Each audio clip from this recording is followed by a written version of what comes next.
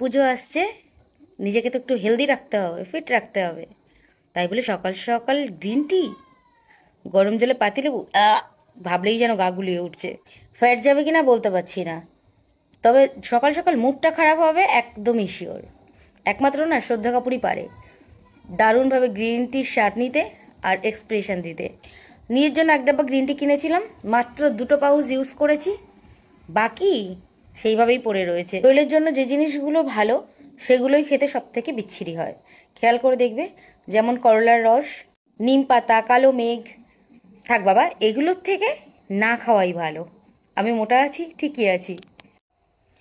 চিনি ছাড়া চা খাওয়ার থেকে চা খাবো না সেটা অনেক ভালো। আমি নিজে চোখে দেখেছি, যারা চিনি ছাড়া চা খায় তাদের মধ্যে কেমন একটা বড়লোক বড়লোক ভাব থাকে। মানে তারা এটা নিয়ে প্রাউড ফিল করে যে উইদাউট সুগার টি। আর আমার মতন যারা 2 চামচ চিনি দিয়ে চা খায় তাদেরকে ঠিক গাবার গাবার লাগে, তাই না? তো ভাবছি জাতি কি মেনে নেবে এটা, যে আমি 2 চামচ চিনি দিয়ে 1 কাপ চা খাই? এই ফ্যাটলেস লোকগুলো গিয়ে আবার বিয়ে বাড়িতে স্যালাড খোঁজে যে আমি লো ক্যালোরির খাবার খাই। ভাই, বিয়ে বাড়িতে ঠুসতে গেছিস, ঠোস না মন ভরে। কেন যে এই হাব ভাব দেখাস বুঝি না।